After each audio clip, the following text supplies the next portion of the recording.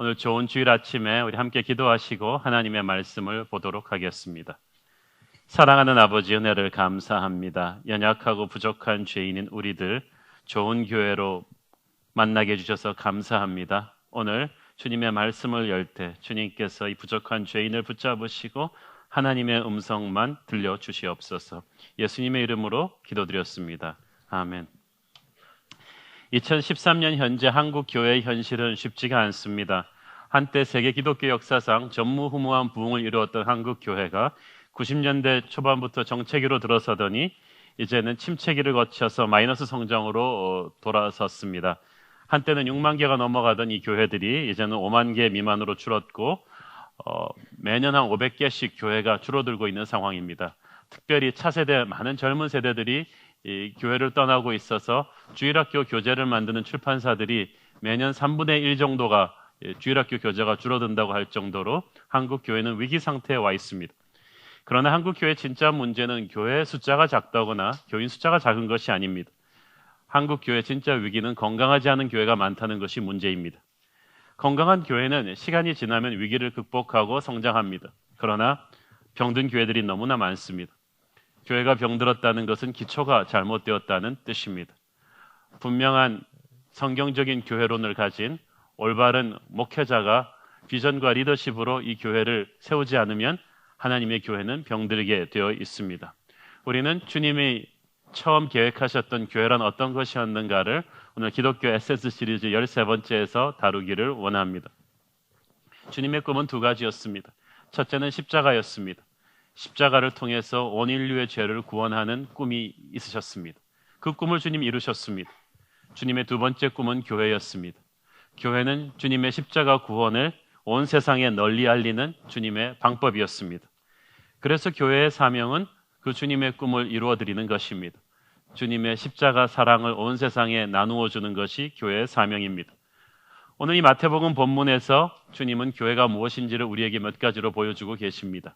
첫째로 교회는 하나님이 부르신 사람들의 공동체입니다. 오늘 읽은 마태복음 본문의 컨텍스트를 우리가 좀 알아야 되는데요. 예수님 공생의 3년의 전반부는 우리가 잘 아는 바와 같이 놀라운 기적과 엄청난 설교의 연속이었습니다. 제자들은 예수님을 따라다니면서 소경이 눈을 뜨고 안진뱅이가 일어나고 오병이어로 수천 명을 먹이는 그런 놀라운 기적들을 목격했습니다. 제자들은 신이 났을 것입니다. 흥분했을 것입니다. 그러나 이때 예수님께서 조용히 제자들을 불러 모으시고 대화를 시작하셨습니다. 사람들은 인자를 예수님을 누구라고 하느냐? 예수님이 이 질문을 하신 데는 이유가 있습니다. 왜냐하면 예수님을 누구라고 보는가에 따라서 우리가 어떤 믿음 생활을 할 것인가가 결정되기 때문입니다. 예수님이 비즈니스 컨설턴트라고 생각하는 사람은 교회 와서 부자 좀 되게 해달라고 할 것입니다. 예수님이 교육 컨설턴트라고 생각하는 사람은 교회 와서 우리 자식 좀 잘 되게 해달라고 할 것입니다. 예수님이 권력자라고 생각하시는 분들은 교회 와서 나 좀 출세시켜 달라고 할 것입니다. 처음 교회를 나올 때 내가 예수님을 어떻게 보느냐는 것은 예수님에 대한 잘못된 기대를 하게 되고 이것은 병든 신앙을 낳는 것입니다. 제자들은 그 당시 사람들이 예수님에 대해서 가지고 있던 여러 가지 견해들을 전해드렸습니다. 사람들이 예수님을 세례 요한이라고 합니다. 세례 요한은 아직 죽지 않았다는 것입니다. 사회의 부조리를 날카롭게 비판하고 고발하던 정의의 심판자로서 예수님을 본 거죠. 어떤 사람들은 예수님을 엘리야라고 합니다. 엘리야는 하늘에서 불을 내리게 하고 비를 내리게 하고 불병거를 타고 승천했던 사람입니다. 사람들이 예수님을 그런 miracle maker, 기적을 일으키는 사람으로 봅니다. 어떤 사람은 예수님을 예레미야라고 합니다. 예레미야처럼 민족을 향한 슬픈 마음을 가지고 눈물로 흘리는 그런 사람으로 본 거죠. 사람들은 항상 예수님에 대해서 이러쿵저러쿵 말들을 합니다. 그렇지만 예수님은 이 일반 군중의 예수님에 대한 분석, 세상이 예수님은 무엇이라고 하는지에 대해서는 관심이 없었습니다. 예수님의 관심은 제자들이었습니다. 너희는 나를 누구라고 하느냐? 이 질문이 굉장히 중요합니다. 남의 얘기하기는 쉽습니다. 그러나 나의 고백을 터뜨리기는 어렵습니다. 그렇지만 해야 됩니다. 그게 진짜 신앙입니다. 영성이란 극히 개인적인 것이거든요. 여러분 스스로의 고백이 있어야 돼요. 남이 하니까 따라서 교회 나오고 남이 부르니까 따라서 찬송 불러서는 이게 확인이 안 됩니다. 이렇게 계속 남의 예수 믿으면서 시간 보내는 사람 없기를 바랍니다. 예수님은 여러분 개인에게 있어서 누구신가? 이것이 중요합니다. 가슴 깊은 곳에서부터 예수님이 누구신지를 알고 입으로 고백할 수 있는 그런 확실한 신앙이 여러분에게 있게 되기를 바랍니다. 로마서 10장 9절부터 10절까지를 읽겠습니다. 시작. 내가 만일 내 입으로 예수를 주로 시인하며 또 하나님께서 그를 죽은 자 가운데서 살리신 것을 내 마음에 믿으면 구원을 받으리라. 사람이 마음으로 믿어 의에 이르고 입으로 시인하여 구원에 이르느니라. 이 자기의 믿음이 입으로 정확하게 표현되는 고백까지 딱 연결될 때 우리는 그가 신자라고 하는 것입니다.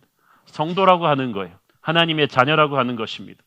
그래서 옛날에 청교도들은 한 사람이 세례받기 전에 반드시 이 사람이 성도들 앞에서 개인의 신앙 간증을 하게 합니다. 그래서 그 간증을 들으면서 듣는 모든 성도들이 저분은 정말 살아계신 하나님을 만났고 예수 그리스도의 보혈의 피로 거듭난 사람이구나 라고 그 간증에서 느껴야 돼요. 그게 과반수 이상 돼야 그 사람이 세례받고 교인이 될 수 있는 자격을 주었습니다. 오늘날 교회는 멤버십을 너무 쉽게 받아요. 칼빈은 보이는 교회와 보이지 않는 교회가 있다고 했습니다. 보이는 교회는 눈에 보이는 오늘 한 주일 출석하는 예를 들어서 우리 교회 2,500명 성도들이죠.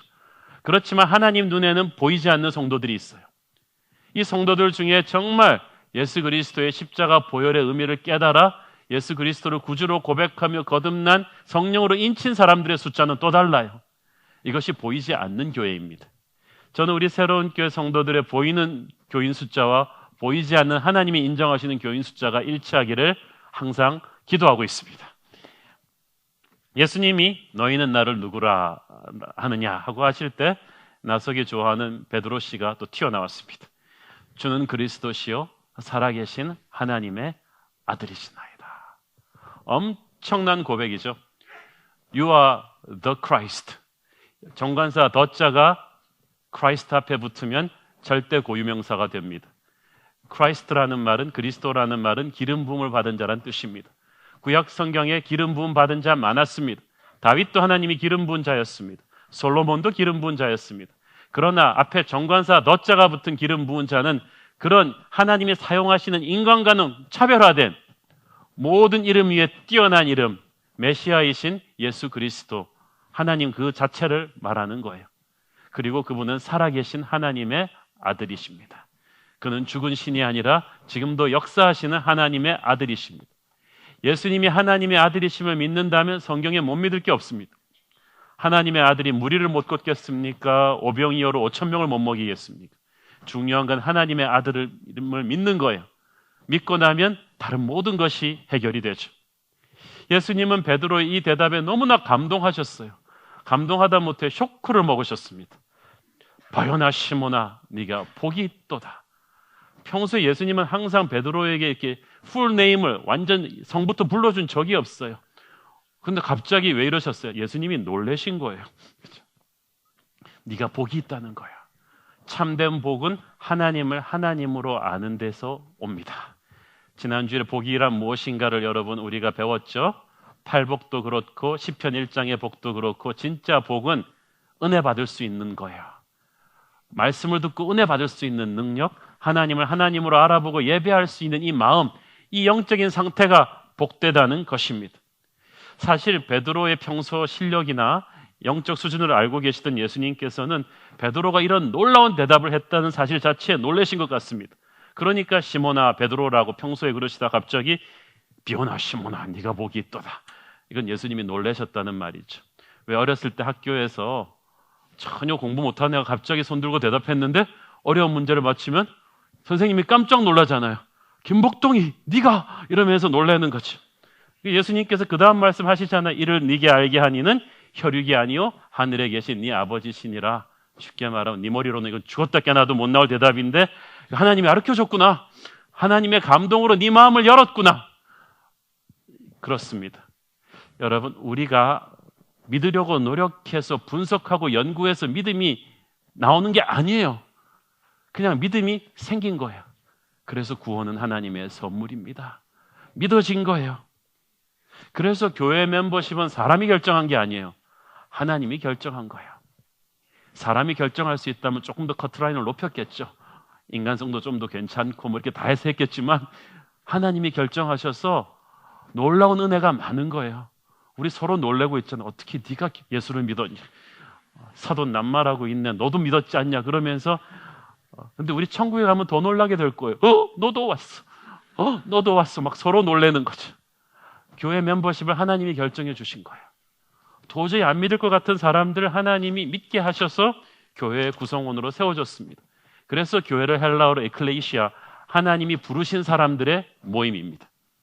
하나님이 한 사람 한 사람 부르신 공동체예요. 그래서 이 사복음서를 털어서 교회라는 말이 3번 나오는데 오늘 나오는 마태복음이 첫 번째 케이스죠. 하나님이 부르신 사람들의 모임이 교회고, 두 번째로 이 교회는 예수님 위에 세워지는 공동체입니다. 18절 같이 읽겠습니다. 시작. 또 내가 내게 이르노니 너는 베드로라. 내가 이 반석 위에 내 교회를 세우리니 음부의 권세가 이기지 못하리라. 자, 여러분, 이 마태복음 6장 18절이 얼마나 중요한 말씀인지 모릅니다. 가톨릭과 개신교를 가르는 분수령이 되는 말씀이에요.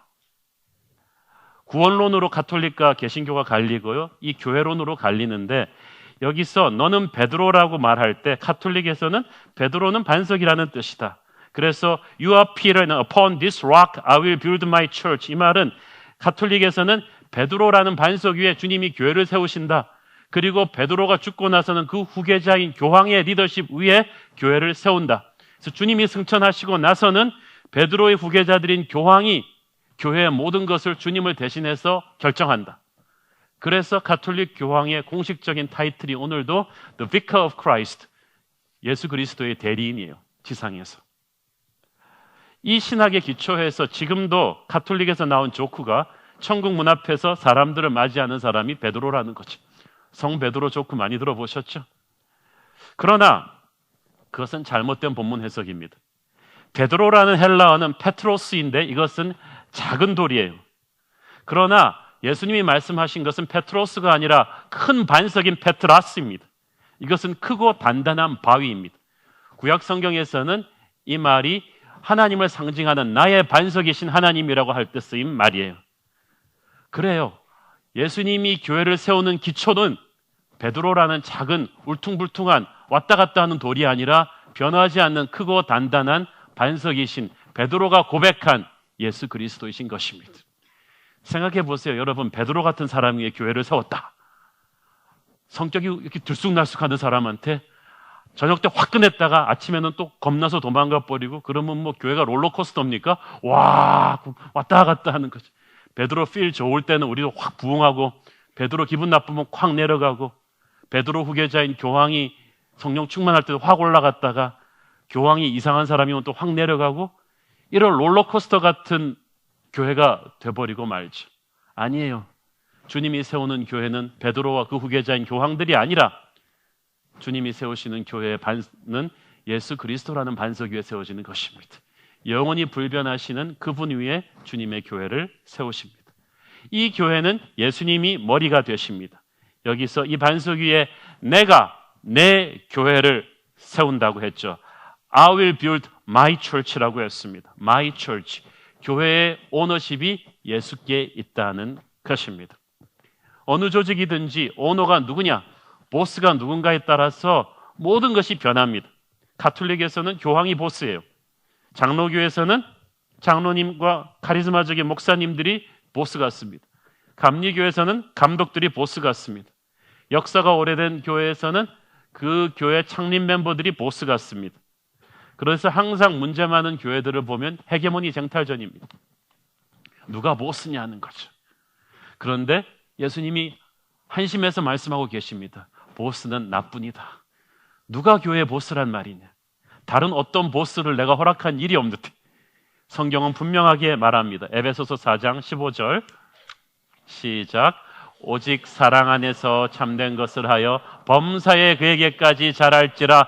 그는 머리니 곧 그리스도라. 여기도 보면 the head라고 돼 있죠. 정관사 더자가 앞에 붙여서 절대 고유명사를 만들어버립니다. 다른 머리는 없다 하는 거죠. 교회의 머리 대신 그리스도, 교회의 유일한 머리 대신 그리스도, 이걸 확실히 하는 데서 건강한 교회는 시작이 되는 것입니다. 주님이 교회의 머리이시기 때문에 주님의 몸된 교회의 모든 지체들은 머리와 딱 붙어 있어야 됩니다. 그리고 그 머리와 항상 커뮤니케이션 하고 있어야죠. 교류죄하고 있어야죠. 저는 교통사고로 하반신 그리고 이렇게 마비가 된 분들의 병동에 신방 가본 적이 있습니다. 거기 가보면요, 아주 20대 초반의 나이에 건장한 근육질 몸매 청년도 있고요, 아주 예쁜 아가씨들도 있어요. 그런데 온몸을 움직이지를 못해요. 왜냐하면 교통사고로 이 척추가 마비가 돼가지고요, 머리에 그 명령을 몸으로 전달하는 그 기능이 마비가 되니까 그 멀쩡한 호대를 가지고 장애우가 돼버린 거예요. 교회도 마찬가지입니다. 건물이 있고 사람이 있다고 진짜 살아있는 교회가 되는 게 아니라 머리이신 그리스도와 연결이 돼 있어야 돼요. 머리이신 그리스도와 활발하게 교제를 하고 있어야 그게 진짜 살아있는 교회인 것입니다. 머리이신 그리스도를 바라봐야 합니다. 머리이신 그리스도에게 우리의 관심을 항상 집중하고 있어야 되는 것입니다. 사람을 바라보면 여러분 반드시 시험 듭니다. 한옥 목사를 너무 깊이 바라보면 여러분 시험 듭니다. 교회가 커지니까 좀 이런 말씀들이 막 나오는 것 같아요. 목사님이랑 옛날에는 깊이 알았는데 이제는 사람들이 많아지니까 좀 더 깊이 알고 싶은데 저를 너무 깊이 알려고 하지 마십시오.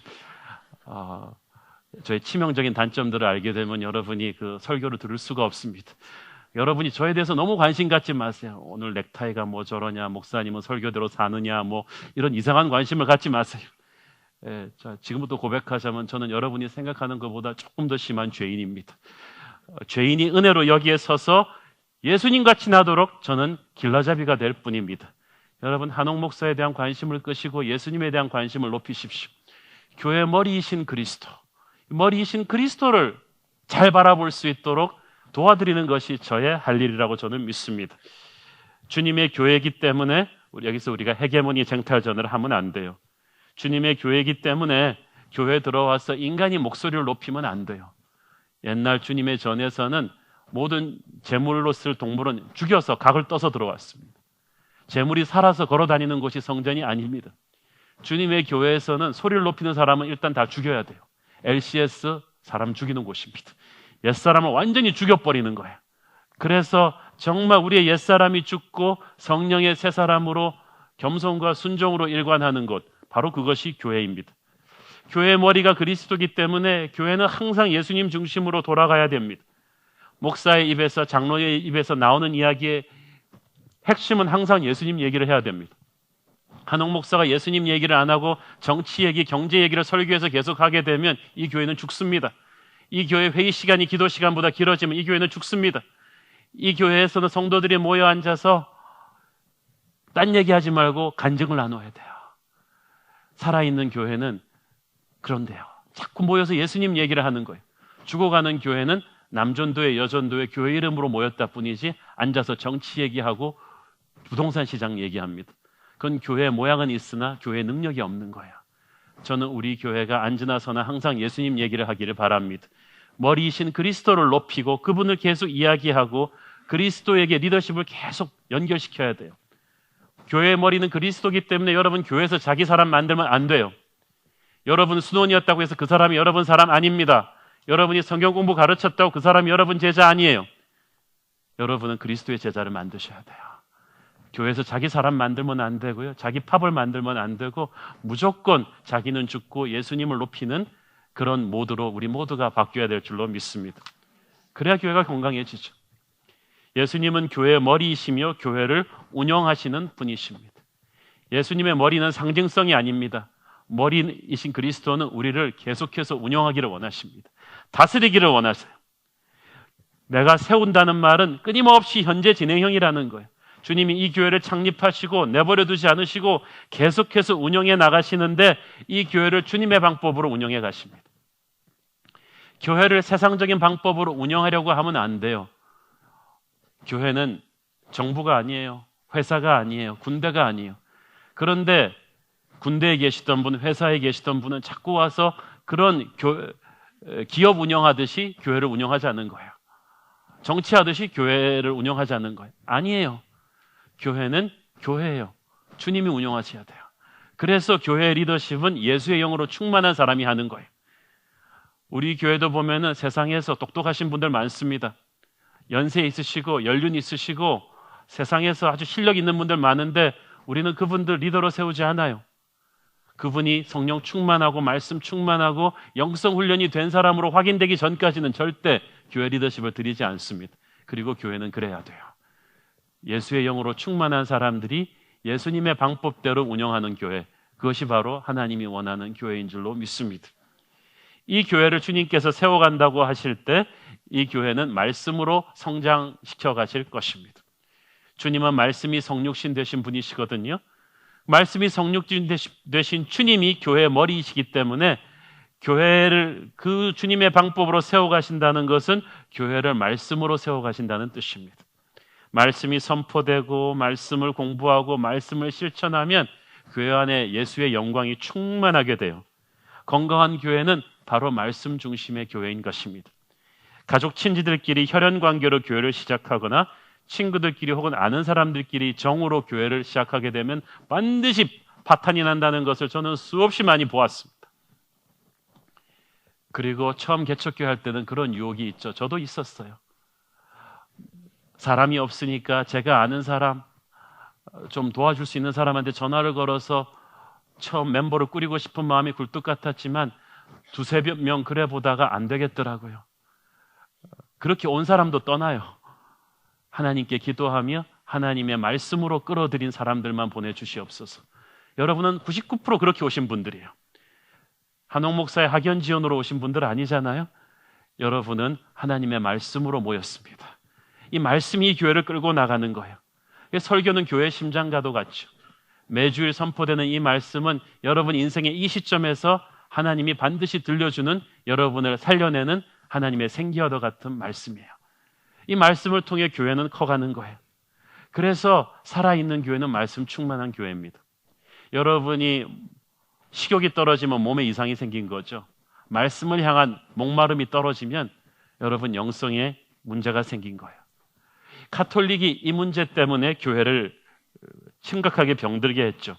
중세 가톨릭 1000년 동안 사제가 하나님과 신도들 사이에 중재자로 서서 어려운 라틴어로 쓰여 있어서 성도들이 읽지 못하는 성경을 대신 읽어서 해석해 줬습니다. 평신도들이 그 당시는 라틴어도 많이 몰랐지만은 알아도 교회가 그렇게 많이 가르치지 않았어요. 왜냐하면 평신도들을 말씀에 무지하게 놔둬야 교회가 그들을 컨트롤하기가 쉬웠거든요. 그러니까 평신도들이 직접 말씀을 못 읽고 사제가 라틴어로 된 성경을 읽고 해석을 해주는데 이것을 교황청의 뜻에 따라서 말씀을 편집해 주는 거죠.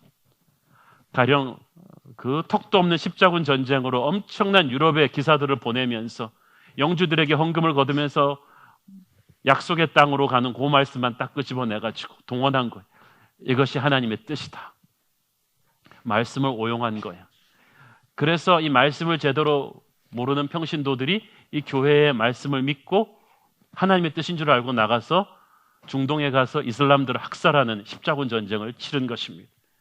그런데 종교개혁 때 16세기에 마틴 루터가 독일 방언으로 쉬운 모든 사람들이 읽을 수 있는 말로 성경을 번역해 준 거예요.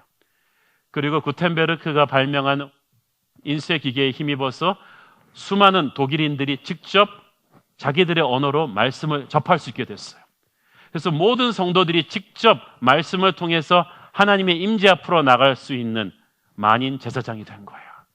이것이 만인 제사장론입니다. 여러분은 직접 말씀을 통해 하나님과 교제할 수가 있어요. 목회자는 그것을 잘할 수 있도록 옆에서 도와주는 코치와도 같은 역할을 할 뿐이죠. 교회가 살아나기 위해서는 목회자는 교인들이 말씀과 친해질 수 있도록 도와줘야 됩니다. 성경 내비게이션과 LCS와 바이블 파노라마 여러 가지 프로그램들이 이 교회에 계속 있는 것은 여러분이 말씀을 통해서 머리이신 그리스도와 친하게 하기 위함입니다. 여러분이 말씀을 통해서 머리이신 그리스도를 만나면 영성이 살아날 수가 있어요. 그것이 바로 건강한 교회를 만드는 첩경인 줄로 믿습니다. 이 교회는 세 번째로 거룩한 하늘의 능력을 가진 공동체입니다. 예수님께서 18절에 보면은 이 교회를 음부의 권세가 이기지 못하리라고 하셨습니다. 이 음부의 권세는 쉽게 말해서 사탄의 권세가 교회를 뚫지 못하리라는 뜻입니다. 교회에게 하나님이 보이지 않는 영적인 보호막, 영적인 권위, 영적인 능력을 옷 입혀 주셨다는 것입니다. 세상의 기업이나 정부에 비해서 교회가 엉성해 보이죠. 모든 것이 부족해 보입니다. 그래서 세상이 교회를 무시하고 얕잡아보고 핍박하기도 합니다. 그러나 교회는 인간의 눈으로 볼 수 없는 하나님의 거룩한 영적인 보호막이 쳐져 있어요. 신비한 거예요. 여러분, 이렇게 벽이 유리로 된 집안에 맛있는 빵이 있는 걸 보고 그냥 새들이 전속적으로 돌진해 들어옵니다. 빵만 보이고 유리벽은 안 보이는 거야. 들어오다가 그냥 족적 팍팍팍 유리벽에 부딪혀서 떨어져 죽죠. 하나님의 교회도 마찬가지예요. 금방 잡아먹을 수 있을 것 같은데 2000년 동안 교회를 핍박하고 공격했던 모든 세상의 권세와 시도들은 다 떨어져 죽어버렸어요.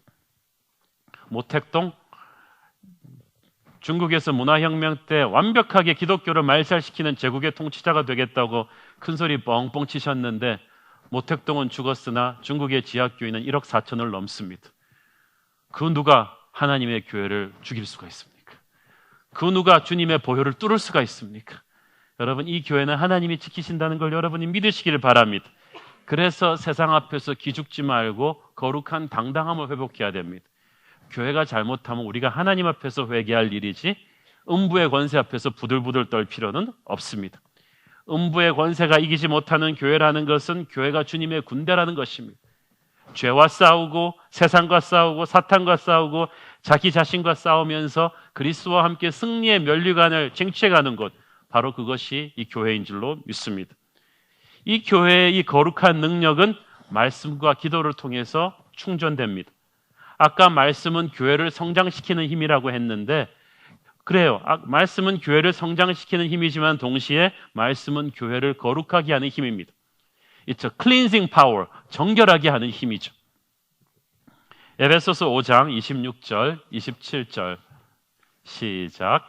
이는 곧 물로 씻어 말씀으로 깨끗하게 하사 거룩하게 하시고 자기 앞에 영광스러운 교회로 세우사 티나 주름 잡힌 것이나 이런 것들이 없이 거룩하고 흠이 없게 하려 하심이라.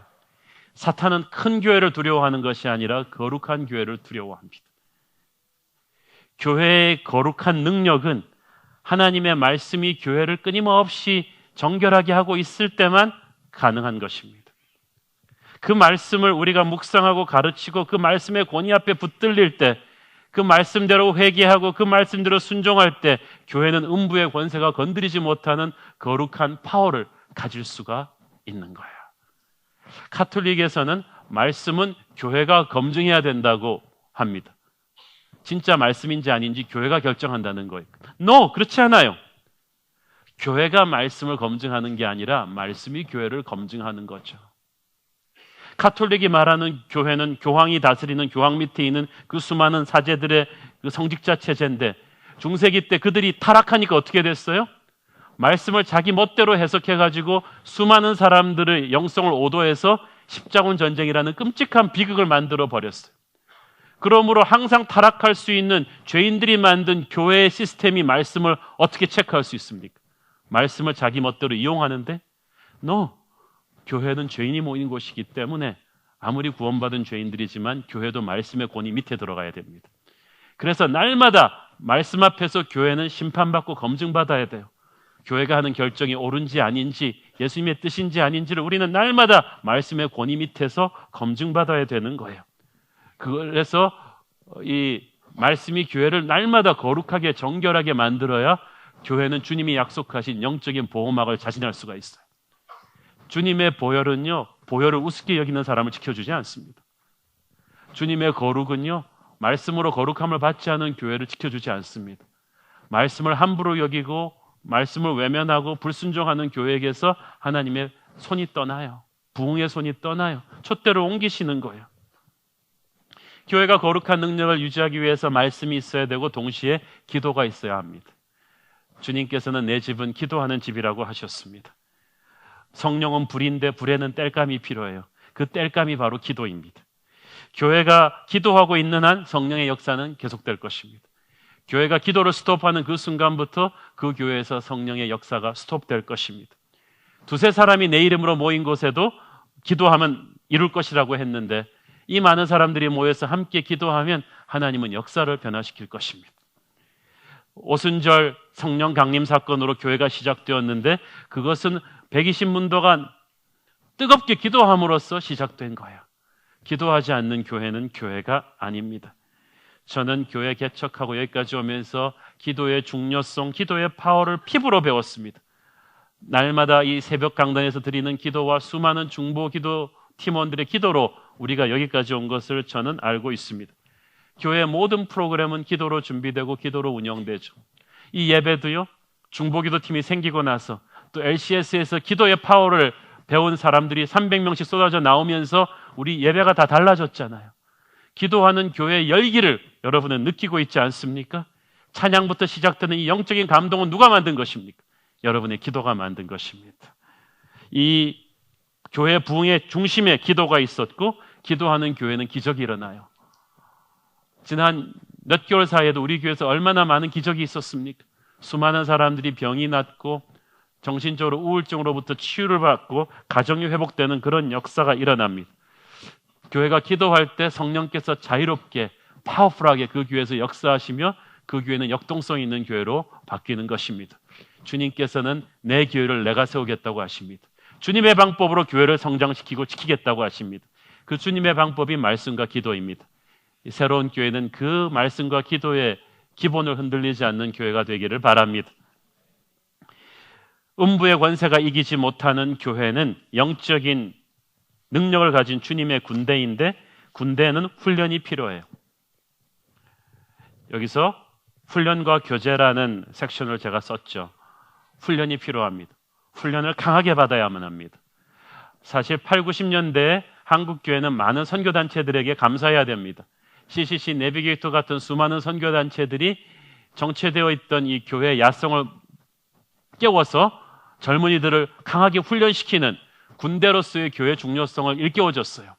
그래서 그 수많은 선교단체 출신들이 그 선교단체 스피릿을 기존 교회에다 접목을 시켰죠. 온누리교회, 남서울교회, 사랑의 교회, 또 수많은 한국의 이 8, 90년대 새로운 부흥을 주도한 교회들이 이 선교단체의 훈련의 야성을 접목시킨 교회들입니다. 그런데 그런 훈련에는 또 맹점이 있어요. 이 훈련은 한 1년, 2년 이 제자 훈련을 끝내고 나면 본인이 영성 졸업장을 받았다고 생각을 해요. 더 이상 훈련받을 게 없다. 아니에요. 그거는 스타트일 뿐이고요. 이제는 계속해서 평생 어떤 각도로든 훈련을 다양하게 받으셔야 돼요. LCS를 끝났다고 해서 여러분이 영성을 마스터한 거 아니에요.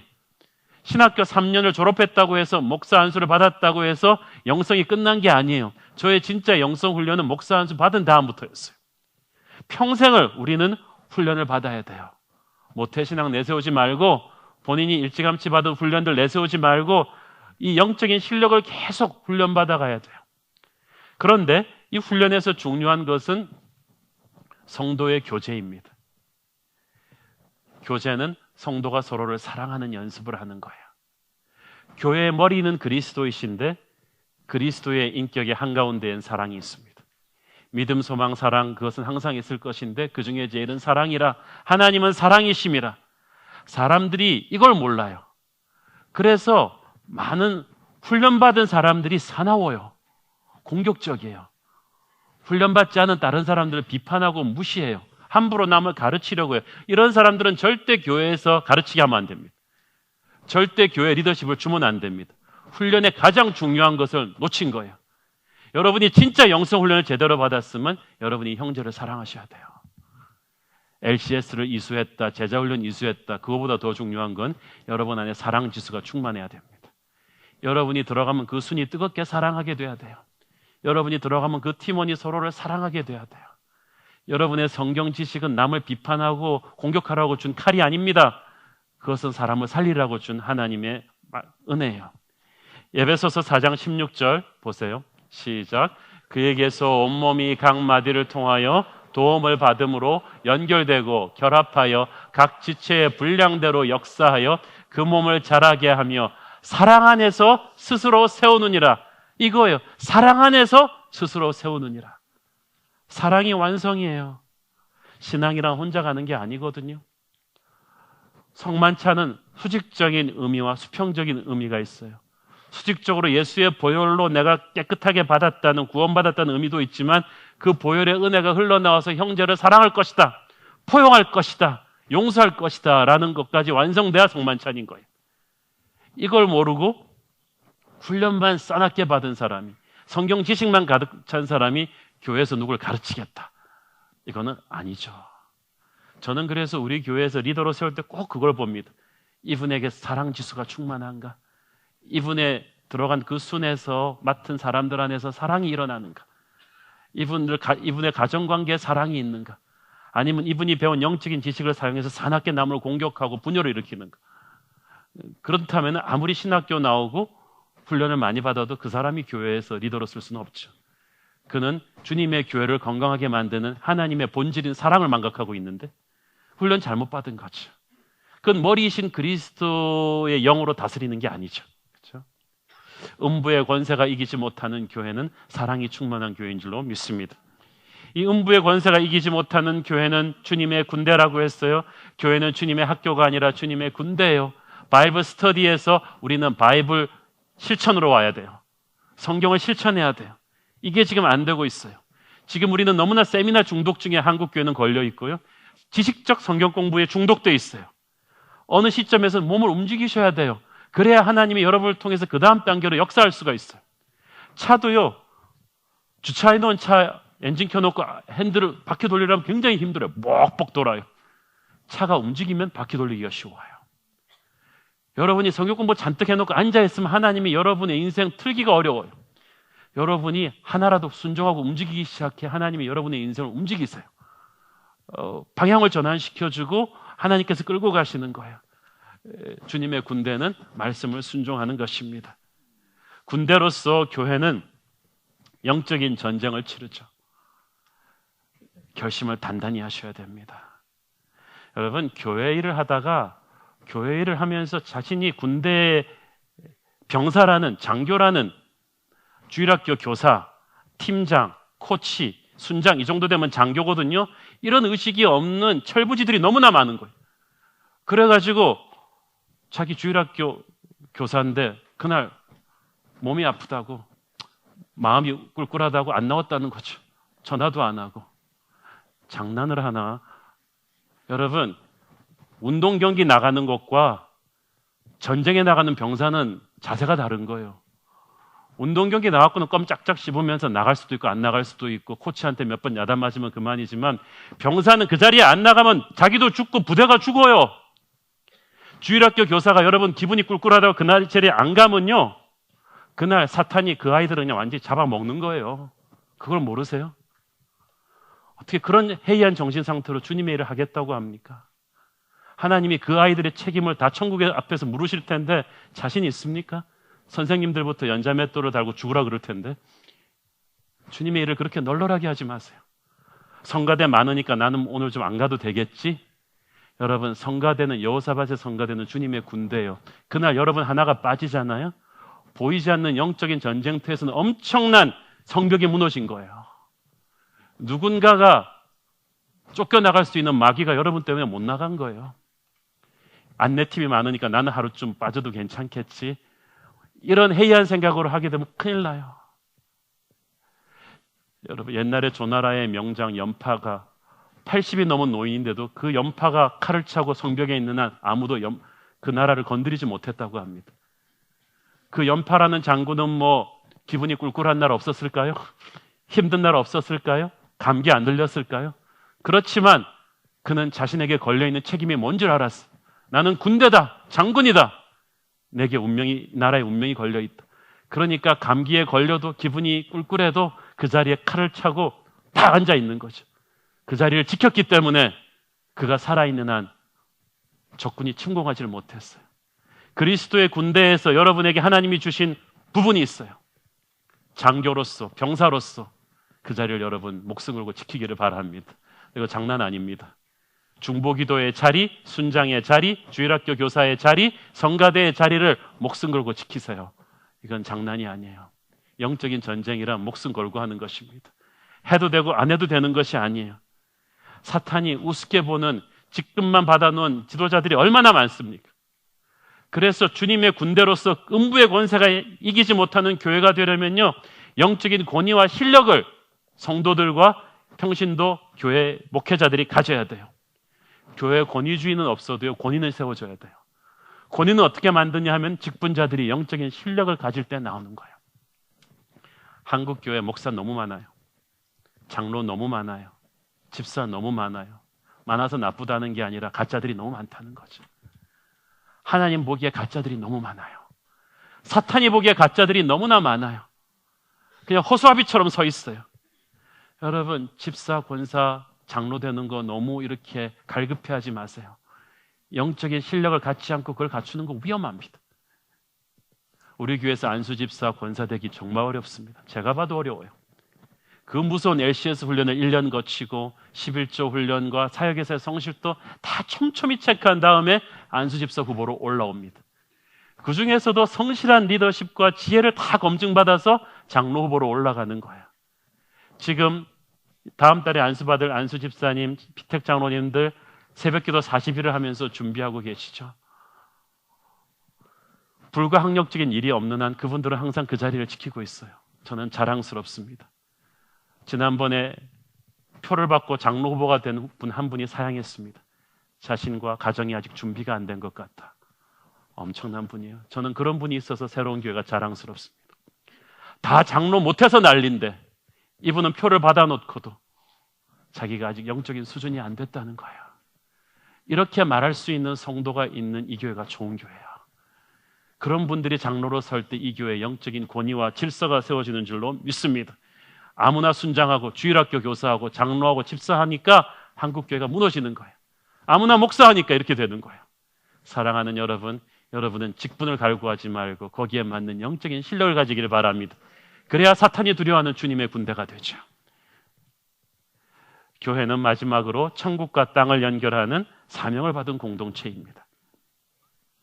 마태복음 16장 19절 시작. 내가 천국 열쇠를 내게 주리니 내가 땅에서 무엇이든지 매면 하늘에서도 매일 것이요 네가 땅에서 무엇이든지 풀면 하늘에서도 풀리리라 하시고, 여기서 이 천국의 열쇠라는 말을 주목하십시오. 계시록 3장 7절 시작. 빌라델피아 교회의 사자에게 편지하라. 거룩하고 진실하사 다윗의 열쇠를 가지시니 곧 열면 닫을 사람이 없고 닫으면 열 사람이 없는 그가 가라사대. 자 보세요. 다윗의 열쇠. 이 열쇠를 가지신 이가 누구십니까? 바로 예수 그리스도시죠. 천국의 열쇠를 이 예수 그리스도께서 갖고 계신데 이 열쇠를 하나님의 자녀된 우리에게 주셨습니다. 이 열쇠는 가톨릭이 주장하는 것처럼 베드로에게만 주시고 베드로의 후계자인 교황들에게만 주신 것이 아닙니다. 그래서 마치 교황이 누가 천국 들어가고 지옥 들어갈 결정권이 있는 것처럼 아니에요. 주님께서 그 열쇠를 주는 그리스도시요 살아계신 하나님의 아들이라고 고백하는 교회에게, 성도들에게 주신 거예요. 그래서 우리가 하나님의 그 복음을 전파함으로써 수많은 사람들이 천국으로 들어갈 수 있는 문을 열어주는 거예요. 그 문으로 누가 들어갈 수 있느냐는 하나님이 결정하시고 우리가 전도하는 그 사람이 결정하겠지만 그 문을 여는 열쇠는 우리가 쥐고 있다는 것입니다. 그래서 교회가 하나님에게 부여받은 그 말씀을 선포할 때마다 우리는 Heaven's Gate, 천국 문을 열어주는 거예요. 그래서 교회는 전도 공동체인 거예요. 그래서 전도는 교회가 하는 프로그램이 아니라 교회 그 자체인 것입니다. 우리 교회는 선교하는 교회입니다. 전도하는 교회입니다. 이건 마치 저는 공부하는 학생입니다라고 말한 것 똑같아요. 학생이면 당연히 공부하는 거죠. 학생됨의 본질이 공부하는 것이듯이 교회됨의 본질은 복음을 전하는 것입니다. 우리는 전도 공동체요, 선교 공동체인 거야. 하나님께서는 이 가정과 교육과 문화와 미디어와 경제와 정치의 모든 부분 구석구석에 여러분을 파송해 놓으셨습니다. 그리고 여러분이 거기서 Heaven's Gate, 천국의 문을 열기를 원하십니다. 각 교회에게는 그 교회에 맞게 이 문을 여는 법이 있죠. 농촌교회와 도시교회의 사명이 다르고 또 외국인 노동자 선교하는 교회도 있고 하나님께서 그 교회에게 주신 비전의 방향이 있어요. 이렇게 차별화해야 된다고 저는 믿습니다. 교회가 많은 게 문제가 아니고 획일화된 게 문제예요. 다 똑같은 걸 할 필요는 없죠. 새로운 교회에게는 새로운 교회에게 주신 하나님의 전도와 선교의 사명이 있는 줄로 믿습니다. 이걸 찾아서 거기에 우리가 헌신해야 돼요. 교회는 본질적으로 전도하고 선교하는 공동체이기 때문에 교회는 몸이 가벼워야 돼요. 마지막 주제, 우리는 나그네입니다. 히브리서 11장에 나오는 믿음의 영웅들은 전부 다 이 땅에서 나그네와 같은 삶을 살았죠. 우리 한 사람 한 사람의 인생이 나그네 인생이에요. 우리는 이 땅을 지나가는 사람들입니다. 수영 선수들이 수영 레이스하기 전에 몸에 털을 다 밀고 딱 날씬한 수영복만 입듯이 하나님의 교회는 이 세상에 숨을 붙여 있는 동안 우리가 가는 모든 곳, 모든 분야로 전도하고 선교할 수 있도록 우리의 몸을 민첩하게 만들어야 돼요. 우리의 시간, 우리의 삶의 우선순위들을 심플하고 민첩하게 만들어서 주님의 일을 하기에 아주 부족함이 없도록 간단하게 해놔야 돼요. 그래서 교회는 거품을 빼야 돼요. 지방을 빼야 돼요. 식구도 많지 않으면서 지나치게 크고 화려한 집에 살면 안 되듯이 교회도 마찬가지예요. 우리는 자금성 만들듯이 그렇게 교회 건축하면 안 됩니다. 저희 교회가 1000명 넘어갈 때부터 우리는 건축 어떻게 할 거냐고 막 물어보는 분들이 많으셨어요. 뭐 그렇다고 본인이 헌금할 것도 아니면서 막 물어보세요. 그래서 제가 대답해 드렸습니다. 건축을 안 할 거는 아니지만 나는 무리하게 하지 않겠습니다. 왜냐하면 주님은 먼저 그 나라와 그를 의를 구하는 사람에게 다른 모든 것을 더해 주신다고 하셨기 때문에 가장 주님이 중요하게 생각하는 교회의 본질을 잡겠습니다. 그것은 사람을 키우는 것입니다.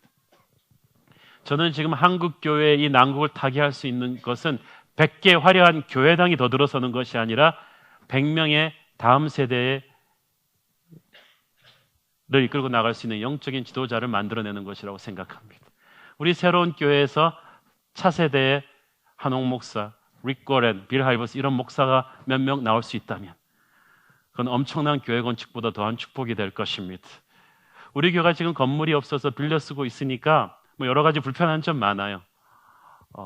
아침마다 우리는 완전히 세팅을 다 다시 하잖아요. 밖에 주차팀은 배너 걸고 주일학교 팀 다 이렇게 세팅하고 하는데 그렇지만 또 성가대도 연습하느라고 이 방 저 방 뭐 옮겨 다니고 하지만 이게 또 이점도 많아요.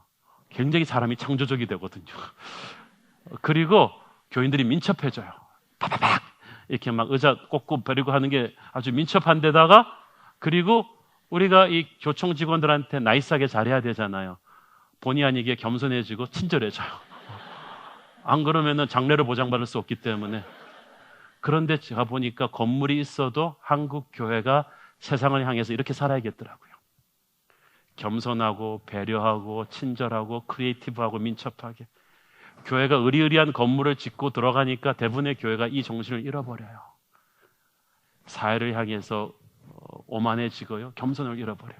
그래서 저는 지금 이 기간이 얼마나 갈지는 모르겠지만 여러분은 고생스럽지만 저는 이거 굉장히 흥미롭게 봅니다. 우리한테 가르쳐주는 것이 많아요. 교회는 건물이 아니라 사람이라는 것을 우리에게 알려주고 있습니다. 그러다가 이제 하나님이 어떻게 뚝 떨어뜨려 주시면 뭐 하겠지만은 괜찮아요. 릭 고렌이 교인이 10,000명이 넘을 때까지 25번을 옮겨 다니면서 전 세계에 영향을 주는 세르벳 교회를 지어갔듯이 저는 우리 새로운 교회도 건물이 없어도 화려한 건물이 있는 것보다 더한 영향력과 기름 부심이 임할 것이라고 믿습니다. 사탄이 덜덜 떠는 그런 교회를 만들어가는 거예요. 여러분, 좋은 교회는 우리 인생에 주신 하나님의 최고의 선물입니다. 제가 1년 전에 어떤 성도님과 커피를 마시면서 물어봤어요. 요즘 가장 큰 걱정거리가 뭡니까? 그랬더니 그분이 대답하셨어요. 가장 큰 걱정거리가 없어졌습니다. 이분의 가장 큰 걱정거리는 교회였어요. 지난번 있던 교회에서 너무 상처를 많이 받아서 장사도 잘 되고 부부관계도 좋은데 맨날 교회 때문에 교회만 갔다 오면 부부싸움하고, 교회 때문에 직장생활도 편하지가 않고, 돈을 벌어도 편하지가 않고, 그런데 교회가 기쁘니까 가장 큰 걱정거리가 없어졌대요. 이제는 장사가 조금 잘 안 돼도, 자식이 속을 썩여도, 부부가 싸워도 행복하대요. 교회에서 주는 은혜로 그걸 이길 수가 있으니까. 저는 그 말을 들으면서 목사로서 엄중한 책임감을 느꼈습니다. 좋은 교회가 이렇게 중요한 것이구나. 사랑하는 여러분, 이 새로운 교회 좋은 교회입니다. 하나님의 선물로 주신 이 교회를 사랑합시다. 기도로 지킵시다. 하나님께서 이 교회를 통해 크고 놀라운 일을 행하실 줄을 믿습니다. 기도하겠습니다. 사랑하는 아버지, 은혜를 감사합니다. 시온성과 같은 이 교회, 주님이 머리 되신 교회, 하나님의 방법으로 하나님께서 세워가시옵소서. 예수님의 이름으로 기도합니다. 아멘.